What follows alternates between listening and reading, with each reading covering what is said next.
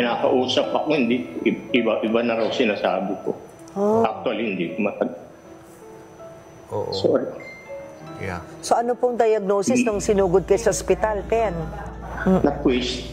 So yung mga matatandang buto, may spurs, nagkiskisan yung iba wala nang disc talaga. Yung iba manipis. Mga gaano kalaki raw ang gagastusin? Makatipid ng gusto dahil 2 years wala akong trabaho. So yung savings, tapos ang iniisip ko pa, pag gumaling ako, lumabas ako, hindi ako pwedeng mag-taping agad. Magpapalakas ako. Wala akong ibang source ng income. Wala na yung garden eh. Wala na yung garden. Oo nga, ano nangyari sa garden? Hindi ako makayuko. Ay, oo nga pala. Bawal na, kaya. Ito yung stitch, oh. Mga isang dangkal yan eh. Sandakal. Nilagyan ng bakal yan. 2 titanium rods. Oo, magkabila. Wow. Tinornilyo. Mahilig ka talaga. Oo. Gusto ko mapuno. Oo. Tapos ito, inano ko lang ng compost. Ayan, meron pang sarili mo lang. Saging. Saging in the city. Naunga, kaya tuwan-tuwa. Kaya lang, wala nang ano, hindi ko na hirap akong ano. Makakita yung mga artwork mo?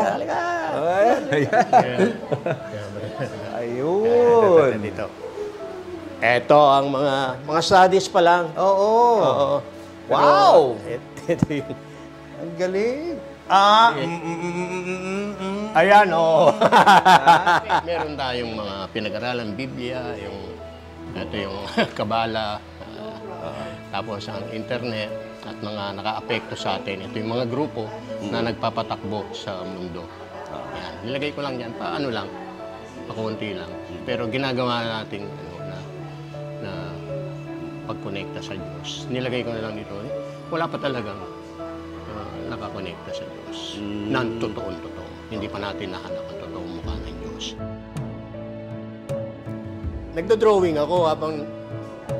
So, mga black and white ang drawing. Ito may kulay. Pastel ito. Wow! Parang print pero actually, pastel to. Ito guys, tignan nyo. Medyo nangihinayang tayo in a way kasi sobrang talented talaga ni Kuya Pen na dapat noon pa to naging sikat na artist Pero wala nga akong ambisyon na sumikat, umaman. Kaya lang, gusto ko nasa iyo yung talent O pakita mo yung ano. Kasi nasanay tayo sa ganun Pag may talent ka, ipakita mo para sumikat ka. Yan? Ikaw ba yan? Ito yung gusto ni Tintin Dami namin gusto rito Tatay ko. Maligo muna yan. Pero ang buhok niyan, alon-alon, parang Italian, gano'n. Oo. Medyo wavy sa likod, no? At saka nakabuhagag na yan. Bagong paligo, medyo basa. At saka siya nag-post. Ilan taon ka niya? 1975. So, 25 na ako. 25 years old ka na, ginawa mo to. Wow. Ito yung bunso ko sa ex. Teka, natin yung date. 1995 niya ginawa ito.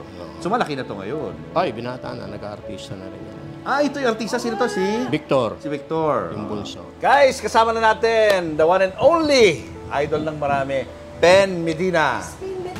Kuya Pen! Hello, magandang araw sa inyo. Magandang araw sa inyo. Maraming salamat. Tuki. Talagang mula nung ma-hospital ako hanggang nung medyo gumaling ako hanggang ngayong mas magaling na ako.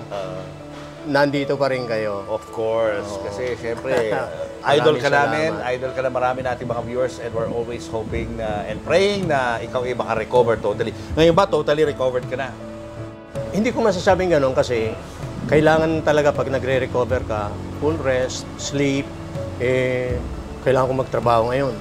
So pag napuyat ako, kailangan ang recovery niyan, medyo kinabukasan, parang tulog lang ako ng tulog. Konting drawing, konting internet. So, ngayon may mga pain pa ba na nararamdaman ka? O wala yung na? likod, wala na. Pero pag yumuko ako, ayun, nararamdaman ko siya. Pag pinilit ko yung pwesto kong yun, pag umangat ako, masakit na. Parang may nabugbog.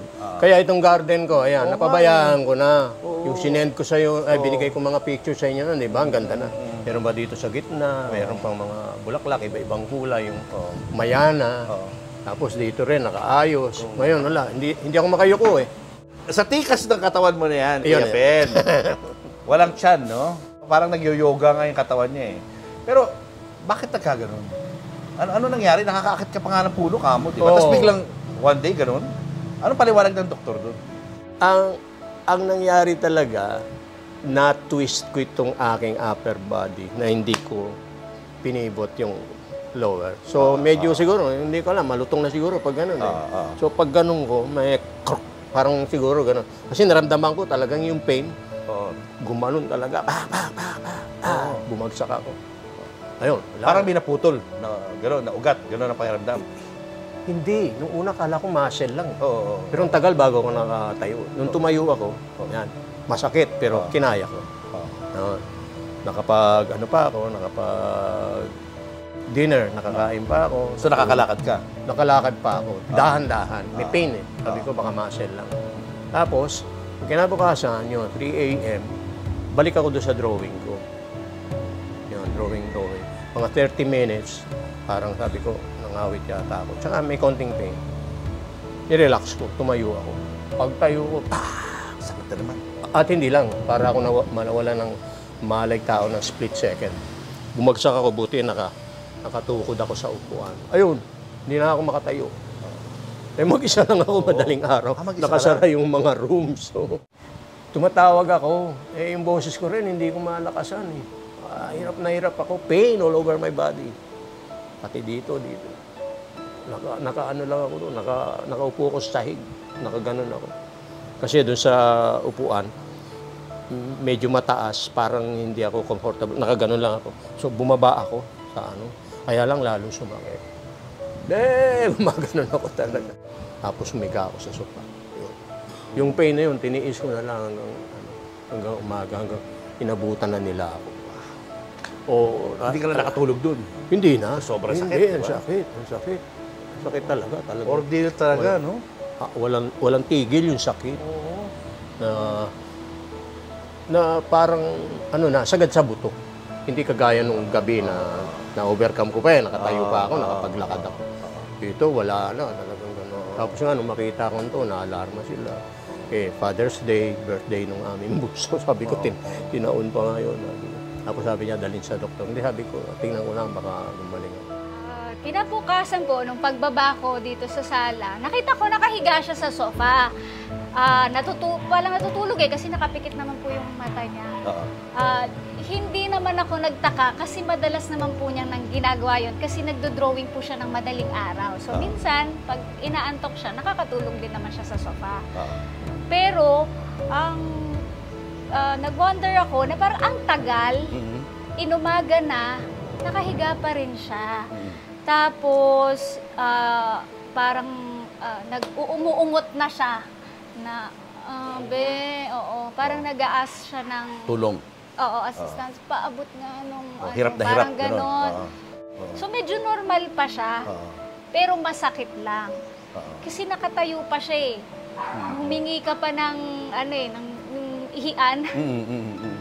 Nakawiwi ka pa. Yes, tumayo ka pa. Nakatayo. Kailan nag-worsen yun? Nag-worsen yun. Nung buong araw na, pa-worsen. Oops, hindi na siya makabangon dun sa sofa. Yung kakain na, hindi na siya makabangon. Teka lang, wait. Okay, babalik siya. Sinugod niya na? Hindi pa, kasi ayaw niya. Ayaw pa ospital? Ayaw. Kahit ER, ayaw? Ayaw. Baka maano rin doon. Ang nangyayari, naging pabigat ako. Kasi magsisiyar ako, hindi ko kayang lumakad. Aalalayan ako. Nung bandang, siguro mga 1 araw, 2 araw, hindi na ako makatayo na inaalalayan. Gumagapang na lang ako. Tapos sa CR, inaalalayan din ako pag may kukunin ako. Itatabi sa akin yung mga gamit ko, ligo akong gano'n. Pagpupop ako, muna ako, pupwesto ako, tapos sige, okay na ako. Iiwanan ako doon. Babalikan lang ako pag tapos na ako. Pero yung pain, tuloy-tuloy? Oo. Hindi nawawala yun? Wala Kaya kang iniinom na gamot? tumawag na sa doktor na kilala namin. co-parent namin sa Ateneo. Yun yung kasama sa mga surgeons sa East Ave. Yun, binigay na mga medication. Pero hindi masyado. Wala. Tapos paggabi ng paggabi, kinontak na nito yung mga anak ko. Tapos yun, nag-worry sila, gano'n. Pinakausap ako para akong nagdideliryo. Nawawala-wala ako. Kaya yun, napapayag ako. Nagpa-ER na ako. Bukod sa pabigat ako, parang nawawala na yung katinuan. Nauwi pa yata ako binigyan ako ng mga reseta, ng mga gamot. Hindi ako na-confine. Kasi ibang hospital yun Anyway, I ended up sa East Ave. Kasi nga, hindi ko na kaya kahit na may medication, may gamot, masakit pa rin, may sakit. Tapos, bunso. Victor, ito pa. Ito yung anak ko na may sariling, hindi ko alam anong negosyo niya ngayon. Dati, flower, tsaka nagsusulat. Ito pamangkin ko. Mga yan, from life. From life lahat. Ito, nakasama ko sa Himala, yung bulag doon na may alala. Ito, model namin sa anong gallery to? 1988. Yung Goren. Kay Tita Norma. Oo. Malakas pa si Norma nung Ito, commissioned naman doon sa opisina ni Mrs. Shell. Isa sa mga bossing doon. Binigyan ng, hindi ko alam kung award. Bakit na sa'yo? Hindi napunta sa Sabi ko kunin mo. Kasi gusto ko. Sinubmit ko to. Tapos pwede mo bang kunin? Kasi tuwan-tuwa ako. Naiba yung style ko. Parang pang siya talaga. Pang corporate yung style niya. Sabi ko parang sumunod yung kamay ko Pwede pala ako sa gano'n na. Kakaiba siya. Ayan, yan. Yung, ang tawag natin sa kanya. Parang tito namin. Pero siya, hindi ko alam kung Down syndrome. Ito hula ko kung sino to. Ay, hula mo. Mahirap hula. Sobrang kamukha. Grabe. Ni Ronnie Lazaro. At tingnan mo kung saan. Tingnan mo nga. Focus mo nga yan. Ayun, ang nakalagay. JT's. Nag-iinuman kami niya. Sabi ko, drawing kita. Ay, may dala akong Dated 1 a.m. August 30, 2006. Uy, Rembrandt to. Stick Gosh. Yan? Oil paint yung original. Oil painting.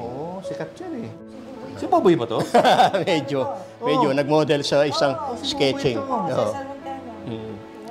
Nasa Manila. Nag-model. Mahilig din sa art yun. Nagpipinta rin niya.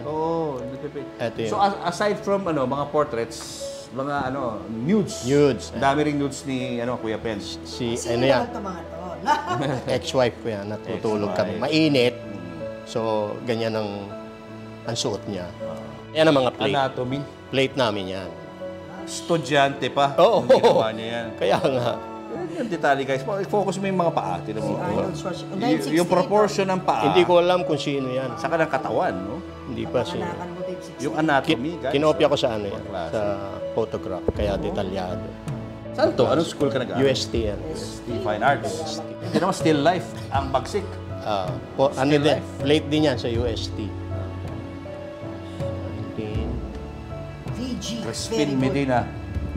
Anong balang date? Teka. Hindi yan. Yun, sa gilid. 1968. Uy, puro September 16. Uy, pinanganak ako 1960. Ay, kapanganak mo pa lang. Ano ba ito? Lolo na pala itawag mo sa akin. Lolo Pena. Teka. Look at this, Ito, yung isa sa mga rebulto sa... hindi ko alam kung si Benavides yan, nakalimutan ko. Ayan! Ito na. The shoes, no? Pag nakita mo sa personal, lalo kang... Oo, ang ganda talaga. Kahit ako nung binalik, putrik, sabi kong galing ko na pala nung estudyante pa. Mayabang. Hindi, nagulat talaga ako. Sabi ko, Grabing detalye. ito ba yung mga trabaho ko noon? Okay, anong date? 1968 din. September din. Mga plates yan eh. Plates. Isang, yun ang pinakagusto kong subject sa UST. Dinrap ko yung Spanish, dinrap, drawing from life. Dinrap ko yung philosophy, yung theology. Ito na lang yung mga natira. Wow, look at this. Look at this. Ay, hindi ko nagustuhan. Hindi mo nagustuhan yan? Sinubukan, kasi black self-portrait. Black and white yan, kinulayan ko. Ganda. Sabi ko, Sobrang ganti. Ganda. Ben. Patingin? Sobrang ganda kaya. Hindi mo na gusto. Ay, oo nga, For no? sale na to, for sale. Grabe yung Ayaw tingin. na pala. Akin na. Sige, naka-reserve.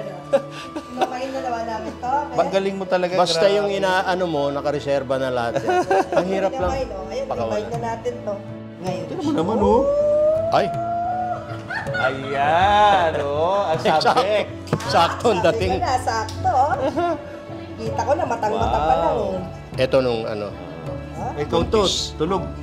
Oo. Tulog. Oh, ito. Ang Ayan. ganda. Tinakpan. Ganyan lang. Ganyan lang. Hindi, okay lang. Ayun, ganda. Drawing lang na. Drawing lang na. Oh Still my life. gosh, ang ganda nito. Yan yung una kong ano. Tingnan mo naman to. Yung combination ng color that ano. Una kong subok sa pastel. Grabe. Unang subok pa. Unang subok. Eh, hindi ko pa nga naituloy lahat. Wala. Model sa UP. Naalala ko tuloy si Emong eh, si Elmer Borlongan. Ganyan din eh. Magaling din sa drawing eh. Dapat mag-meet kayo ni Elmo. Ay, ang gaganda. Ito. Model din yan. Gosh, oh, tingnan mo. Sa ano naman yan? Super galing. Ibang model. Master talaga. Oh my God, you're a master. It's never too late, Ben, ha? Kaya nga, ayaw naman mag-exhibit. Ay, kaya nga tuloy-tuloy ako. Uy, tignan mo to. Ikaw, drawing mo to? Ay, painting mo to? Oo, watercolor. Unang watercolor ko. Oo, unang watercolor. Ako naman. Ewan ko ba't di ko natapos. Baka yun yung nadismaya na ako sa ano, sa religion. Wow. Yan, study yan para sa painting. Siya to. Thesis. Oo. Ayan, oh. Ang galing. Pag ganyan live yan, live na nakapost siya sa'yo or picture ang kinokopya mo? Nakapost siya. Nakapost talaga. Ewan ko kung nangawit. It takes how long? How long? Nakatulog yata. Gano'ng katagal? Gano'ng katagal? Nakalimutan ko. Ha? Matagal din eh. Oras. Tagal? Nakatulog. Nakatulog ka na? Mga 2 oras siguro. Kasi dinitali ko pa yung ano. Tsaka ang hirap ng ano, yung nakatagilid na mukha. Buntis siya, oh. Buntis siya Nakaangle yung mukha. sa first baby niya. Hmm. So, kuya, pero nasa ospital ka na-confine ka na, ano yung mga realization mo habang nandun ka? Ano mga naglalaro sa isip mo? Ang inaano ko noon, wow, magiging pabigat ako. Yun ang naiiyak ako. Ayoko yung pinaka-ayoko yun. Kaya ayokong ano yun. Ma-hospital ako, babantayan ako, di ba? Mag-stay doon, tapos walang maiiwan dito. Kaya lang, gusto ko gumaling ako para maituloy ko yung ginagawa ko. Meron pa kaming maliit na anak eh. Nag-aaral pa rin yung panganay namin. So, kailangan yung responsibilidad ko maituloy ko. Yun ang worry ko na sabi ko, paano to? Ganito. Tapos, kung sakaling maoperahan ako, sabi ko, baka mag-fail. Yung mga ganon, di ba? So, lahat ng yun, tumatakbo sa isip mo. At hanggang kailan ako dito sa ospital kasi nararamdaman ko na parang grabe. Ayokong pa-opera din nun eh. Kaya yun na ano ko, sabi ko, gagaling pa kaya ako talaga. Nararamdaman ko na, tapos nung physical therapy, parang walang nangyayari. Parang mas nagiging grabe yung nararamdaman ko. So, paano ka napapayag na magpa-opera? Sabi niya sa akin, ano yan, sa nararamdaman mo ngayon, parang paggrabe ng paggrabe. Magiging incontinent ka. Wala ka ng control sa pag-ihi. Tapos sa bowel movement, mawawalan ka ng control. Tapos, hindi na siya tatayo. Doon ka na natakot. Doon ka na natakot. Sabi ko, ma-opera na ako. Opera yun ako. Ngayon din. Hindi. Sige siya. Sige doon ako sabi ko, opera. Opera na. Right away. Emergency ang ang operasyon ko. Kasi talagang kailangan na pala. Kaya Pero tumagal ka ng almost 1 month bago ka na-operahan. Oo. Hindi biro-biro yun, ha? Inaano In-endure ko mo baka- yung isang buwan ng pain. Baka sakali. Pero isa rin ba sa mga anxiety mo noon, noong mga panahon na yun, is yung gastusin? Ay, sobra. Gaano 2 kalaking taon burden na to akong sa'yo, no? walang trabaho. Wala na akong pera. Nangungutang na nga ako sa mga anak ko nung panahon yun. Nakautang ako kay Alex. Nagkataon, meron siyang ipon na. Ayan. malaking bagay. Nung una kasi, sinasabi nila sa akin, hingi na tayo ng tulong sa mga kapatid mo, sa mga kasama mo sa trabaho. Sabi ko, hindi, nakakaya. Kaya tumagal din ang ayoko magpa-opera din dahil din sa gastusin. Sabi ko, titingnan ko kung gagaling ako. Pero yun, nung sinabi sa akin yung 3 magiging kondisyon ko, sige, Dok, operahan nyo na ako. Ayun, ano na sila, na yung anak ko, gumawa na ng Nung na-interview ka ba namin noon, siyempre nanawagan tayo doon, no? May mga rumesponde ba at tumulong ng mga kababayan tayo? Oo. Mga kamag-anak, kaibigan, ang dami hindi ko kilala, nakaka-touch. Tapos yung kamag-anak ko na nasa US na napunta sa Las Vegas sa pasugalan Yun yung unang, pinakaunang na nagbigay sa akin. Tapos nagsunuran yung iba. Sunod-sunod na. Si Senator Padilla, Robin. Tinawagan pa ako ni Bechay. Eto. Uy, pakisabi mo, maraming salamat naman. Ito po, ako nang bahala, bla bla, yung kung paano i-arrange. Tapos, andito siya ngayon, ay, pakausap, sabi ko. Kasi ang tagal ko nakasama yun, naging anak-anakan ko rin. Kahit kumisan, hindi kami pareho ng pananaw sa politika. Nakakausap din kami. Ayan, isa siya sa mga... Tumulong? Oo. Sino pa? Nagulat ako talaga, si Coco. Ayan. Magkakilala na kayo ni Coco noon, nung time na yun? Nakasama ko siya. Nakasama mo na? Nag-uumpisa pa lang siya. Nakagawa na siya ng magagandang pelikula na nakilala na siya. Pero hindi pa siya ganun kasikat. Meron kami ganawang indie na parang isa lang ang eksena niya. Hindi ko siya kilala, hindi ko napapanood yung pelikula ni Direk Brillante, Mendoza. Tapos, meron kaming doon, na nakaupo siya doon sa sulok, walang gibo. Sabi ko, sino yun? Kasama ba sa Ang pogi sabi ko. Ano ba? Hindi ko kasi kilala lahat ng kabataang artista. Kilala na ba yan? Ano yan kay Direk Brillante? Sabi ko, pogi anong role niya dito? Kasi nabasa ko yung script. Wala naman akong makita na ganong karakter. Kaya tinanong ko, sabi ko, isang eksena lang, siya, mandurukot yata. Minor? Hindi ko lang kung isa. Minor? Ayun nga, tapos pagkatapos nung nakasama ko kinuha ko sa Noy. Yung, ewan ko kasama siyang producer. Medyo na siya doon, medyo nakikilala na, no? Medyo sikat na. Pero sa mga teleserye niya, parang wala. So bakit ka nagulat nung tumulong siya sa'yo? Ang laki nung tulong. Pwede ba sabihin kung anong klase tulong binigay sa'yo? Financial. Sinagot ba lahat? Hindi naman sinagot lahat. Pero malaki. Bahagi. Si Robin din malaki. So pareho sila. Malaking bahagi ng kaya lang yung mas nagulat ako kay Coco. Paano binigay sa'yo ni Coco yung tulong? Paano niya pinarating yung tulong sa'yo? Isa sa mga anak ko na kasama niya noon, tapos sinabi sa akin, alam na ni Coco, sabi ko, okay. Sabi mo, thank you. Hindi na kayo nakapag-usap at all? Hindi. Hindi mo na siya personal na o nakausap para pasalamatan? Nagpasalamat ako. Kailan? Nung naka-recover na ako. Nauwi na yata ako. Nagpasalamat ako. Siyempre, okay lang yun, Tito Pen, pero yung usual na hindi niya masyadong pinalaki na parang, okay ka na ba? Sabi niya. Kaya mo na bang mag-taping? Magpalakas ka. Sabi ko, tatango ako dito kahit na hindi ko pa kaya. Tsaka parang may 1 month pa. Oo, thank you very much. Sabi ko, kailangan ko yan. Kasi, mabayaran mo nga yung ospital, di ba? Yung gastusin mo. Nagpapalakas ka, hindi ka makapagtrabaho. Alam ng mga tao, may sakit, naiiyak na naman. Iiyakin ako pagdating niya. Okay na yan. Diba? Ito, dumating. Kahit alam yung kalalabas ko ng ospital, in-offeran ako ng trabaho. Para hindi ka naiinip sa bahay, sabi niya. Ganun pa kasimple. Trabaho tayo. Para hindi ka Galing, no? Naiiyak ako din yung sinasabi ko. Unexpected, blessing, At saka, were you able to tell him personally na nakita na kayo? Oo. Anong reaction niya? Ano yan? Parang, okay lo, wag na natin ko na, alam na natin yan. Tsaka yung aming parang media ko, story ko, binanggit ko rin yun. Kasi talagang sobra-sobrang. kailangan ko. Bagsak ako. Nakalabas nga ako ng ospital. Wala naman akong paano itong, di ba? Muupa kami dyan. Yung mga anak ko, nag-aaral. Yung, alam na natin, mga gasto sa bahay. Tapos yun, may mga utang ako. Kaya sabi ko, wow, thank you po. Maraming salamat. God is good. No?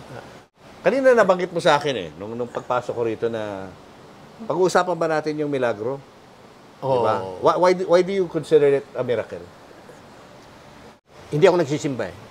Okay. Kasi nadidistract ako pag nasa simbahan, lalo na pag may... Pero Katoliko ka ngayon?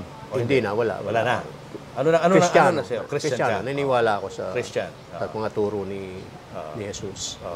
Was this after mo nagkasakit o before ka nagkasakit, Christian ka na talaga? Christian na ako. Okay. Tagal. Hindi ko nirenounce yung paniniwala So ko kay Christ. You attribute yung nangyari sa yung healing sa kanya, kay Christ? Malaking bagay yun. Kasi pag naniniwala ka sa kanya, hindi ka matatakot eh. Ang worry ko lang, yung consequences sa pamilya ko, sa ano. Pero ako kasi ready ako kahit na ano. Ready ako mamatay anytime eh. Kung talagang yun na yun gusto niya pa. Hindi ka ready kasi ang nasa isip mo yung pamilya mo eh. Diba? Yun ang iniisip mo eh. Yung ano siguro, physical yun eh. Pero yung spiritual. Sa psychological, mentally, anytime. Kasi ano pa ang gagawin ko dito? Parang ang hirap hanapin na yung katotohanan. Saka ano rin ang nakikita ko rin na parang miracle na nangyari sa iyo is yung magdagsa ng tulong ng mga tao, mga ordinaryong tao, nagbibigay ng pera, hindi mo kakilala. Tuloy-tuloy, di ba? Anong naramdaman mo nung dumarating yung mga yun? Mga tao di mo kilala, tulong lang, bigay ng pera. Naiyak nga ako nung makita. Sabi ko, hindi ko kilala itong mga ito, tinutulungan ito. Tapos, siyempre, yung mga kakilala mo, kamag-anak mo, parang natural lang na tumulong.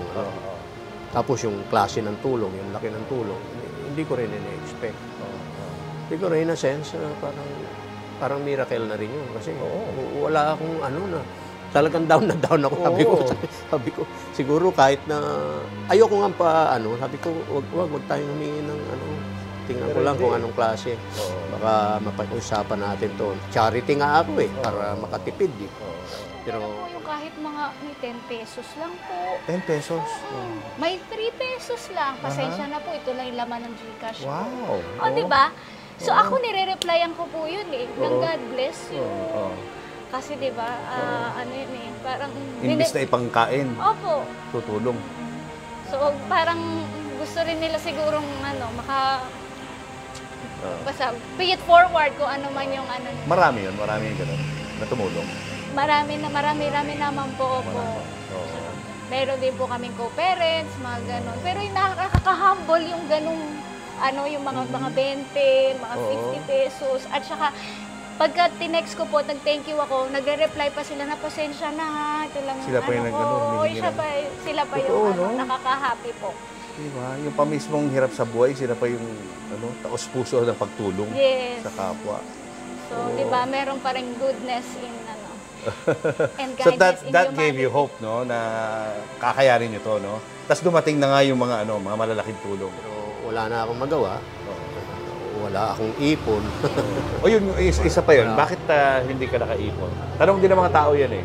Siyempre sa tagal mo sa industriya, bakit nagkagano'n? Nawalan ako ng trabaho, 2 taon. Tapos tuloy-tuloy ang because of the pandemic. Gastusin.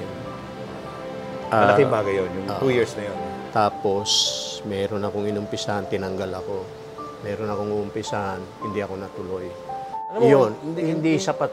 Hindi nga namin akalain, di ba, na hindi sapat? Kasi yung status mo, yung galing mo sa pag-arte, yung presence mo sa mga pelikula, parang ang hirap pariwalaan na hindi sapat yung kinikita mo yun.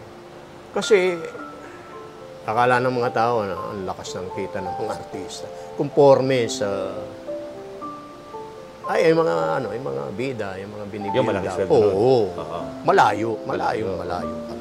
Tapos, yung mga roles namin, porket may taping ka, hindi naman araw-araw yung trabaho. Kung minsan, 1 buwan, nakaka2 taping ka lang. Ganun lang ang dyan. So kapag magte-taping ka, saka ka lang babayaran? Oo, per day. Hindi pwedeng buong habang ginagawa yung movie, may araw na sweldo ka? Hindi kagaya nung iba, kontrata. Kayo per day? Per day. Akala mo mayaman ako.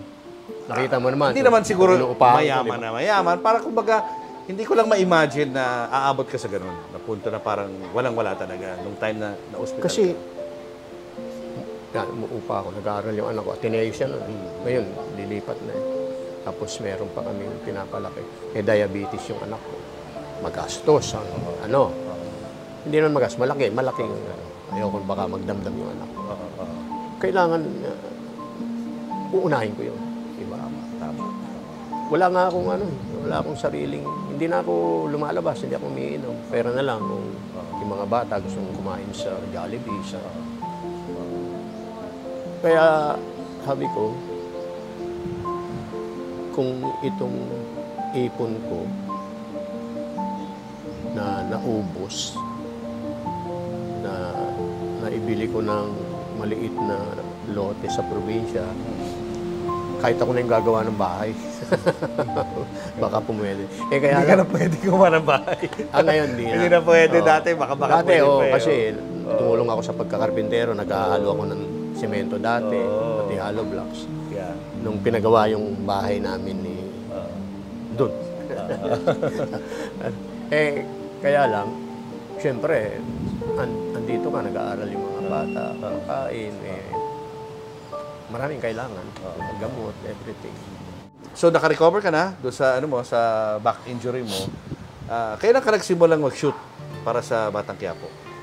Ilang buwan Medyo after na-delay kami. Sabi ko, sige, may oras pa. Kasi gusto ko yung makakatakbo na ako. Kung pwedeng mag-action, makakapag-action. Kasi sigurado may action yun. Yun. Medyo mabagal lang dahil parang bumalik yung problema ko sa puso. Irregular. Hindi ko alam dahil sa gamot, dahil sa napupuyat ka rin sa ospital mayat-maya, kahit sa gabi. Dahil sa operasyon. Tapos may transfusion na nangyari. So naramdaman ko na naman yung dati ko naramdaman 2 years before, noong 2020. So yun yung paminsan-minsan nararamdaman ko ngayon pag napupuyat ako o kaya sobrang pagod. Pasalamat naman ako, binigyan ako ng cut-off sa Batang Quiapo. Pero kung minsan, siyempre, pag alanganin yung eksena, hindi maiwasan. Oo, hindi mo maiwasan yun. So, recovery ko, kailangan maghapon na naman. Sabi ko, sana wala muna akong taping ng ilang araw. Kasi pag nagkasunod-sunod yun, para akong yung nahihilo. Kahit nakatulog na ako, babangon ako para akong hilo, tapos may nararamdaman akong mabigat. Bumalik. Yun yung pinapanalangin ko ngayon sa kanya. Inaano ko rin siyempre, meditation, mind power. Kailangan yun kailangan maniwala ka. Kailangan natin magtrabaho. Wala ka din mga action scenes, parang ka lang, kumbaga... Wala, in-adjust yung Kaya nga yung role ko, nagpipilay-pilayan, nagpapalimos. role mo. Oo. Para wala masyadong galaw-galaw. Ang doon, merong naisip si Coco na putol yung dalawang paa ko. Para mas nakakaawa. Hindi, meron akong trolley. Tinutulak mo gano'n. Kaya lang sabi, dito pa kaya mo bang gumanon? Subukan ko kung kaya, sabi ko. Pag hindi, sabihin ko sa'yo. So, nung nagawa na yun, nakaganon ako. Tinry ko muna. Kaya, sabi ko, wag lang malayo. Tsaka wag mabilis. Yun. Tapos nagkaroon ako ng suntukan na kinaya ko naman. Kasi simple light lang. Oo. Tsaka 3 numero lang na inulit-ulit. Dinaya yung mga shots. Maraming mga nanonood sa atin na baka hindi nila iniisip na na mangyayari sa kanila yan. And hopefully nga, wag mangyari. Pero there are people na feeling nila invisible sila kahit medyo nagkakaedad na. Ano yung ikaw, bilang isang nakaranas ng ganyang problema, ano maipapayo mo sa mga viewers natin na senior na? Hinay-hinay sa mga physical na bagay. Yung akala natin, nararamdaman natin, ang lakas natin, pero may nangyayari na pala sa loob. Lalo na kung hindi tayo nagpapa-exam regularly. Ako, wala akong physical exam na matagal na, dekada na. Kaya binigla ako. Akala ko, lakas ko pa. Akala ko, bata pa ang katawan ko. Hindi na pala. Ang dami na palang problema. Ayun. Ngayon, pag dumating naman yung ganong pagkakataon, huwag mawawala yung ating lakas ng tiwala sa Panginoon. Kasi pag malakas ang tiwala mo sa Kanya, susunod yung utak mo eh. Meron kang paghuhugutan ng lakas. Superman ako bago ako na-operahan eh. O Kuya Pen, baka may gusto kang pasalamatan doon sa mga viewers natin na tumulong sa iyo one way or another through financial or prayers. Ano ang gusto mo sabihin sa kanila? Oo. Ito, kahit pinasalamatan ko na yung karamihan, yung iba kasi hindi ko nakuha yung mga pangalan, sorry ha. Hindi nakuha ng mga anak ko, tsaka yung iba pang tumulong sa paglilista. Hindi ko napasalamatan kahit sa text man lang o sa tawag ng personal. Ngayon, papasalamatan ko kayo uli lahat, lalo na yung mga na-miss ko na, ay, si ano, meron akong special mention dito. Benz Manalo. Siya yung pinakauna na nagbigay tulong, na sumaklolo agad sa akin. Wala akong number niya eh. Tapos hindi ko Ayan, baka mapanood niya to, no? Ito. Benz Manalo. Brother Benz. Maraming salamat, maraming salamat. Naiyak din ako nung makita ko yun. Tsaka yung hindi kami ganun ka-close, hindi kami salamat. Iiyak na naman ako. Ayun, at sa lahat ng nag-alay ng panalangin, at pati nagbigay ng tulong pinansyal, lalo na sa mga nabanggit ko kanina, si Senator Robin Padilla at ang aking pinakamamahal na Coco Martin. Ayan, na hanggang sa lumabas ako ng ospital, nagpapalakas, tuloy-tuloy ang pag-alalay, pagtulong sa akin sa Dreamscape, sa ABS-CBN. Maraming salamat sa inyo. Sa lahat po ng tumulong sa inyo para kay Pen, taus-puso, lubusan po akong nagpapasalamat from the bottom of our hearts. Hindi niya po alam yung pinagdaanan namin. So, isa po kayo sa nagpalakas sa amin para malampasan po namin yung pinagdaanan po namin. So, salamat po. Thank you. Lumakas si Pen. Isa rin yun sa nagpalakas. Aside from sa mga prayers nyo, more than that, yung mga prayers nyo po talaga. Parang feeling namin, na ramdam namin yung embrace ni Lord sa mga prayers nyo po. So, thank you po. Blessing siya sa'yo. Malaking eto na, naiyak na naman ako. Thank you. Kasi malaking sakripisyo yung nangyari nun. Malaking sakripisyo. Malaking. Saka, hindi siya bumitaw. Kahit na ako na mismo yung nagsabi na okay lang, sige. Itapon mo na ako sa ilog ko. Pag walang nangyari dito, pag hindi ako lumakas, ayoko maging mabigat. Hindi naman ako tinapon sa ilog. Binigyan ako ng salbabida. Congrats. At sa Panginoon. Yes. Sa Panginoon. Malakas ka kay Lord. Malakas ako kay Lord. Malakas kay Lord. Thank you, Kuya Pen. And praying for you, no? Sana tuloy-tuloy na yung paggaling mo. At sunod-sunod ang mga offers na darating sa iyo sa mga TV at pelikula. At sana, mabigyan ko din ng oras ito. Aking Of painting, course. drawing na... Yes, abangan ko ang iyong exhibit. Oo. Ang iyong first one-man show. At yung mga minarkahan yung trabaho ko, kung sakaling pwede ko nang pakawalan, nakareserba na sa inyo. Yes. Thank you, Kuya Pen. Good luck, ha? Good luck sa iyo, ha? Thank you.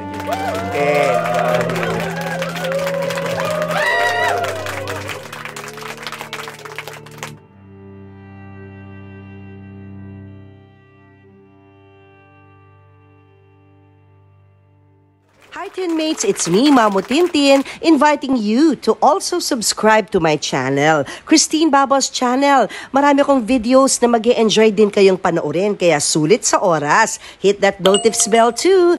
Like, comment, and share. Thank you, Tinmates!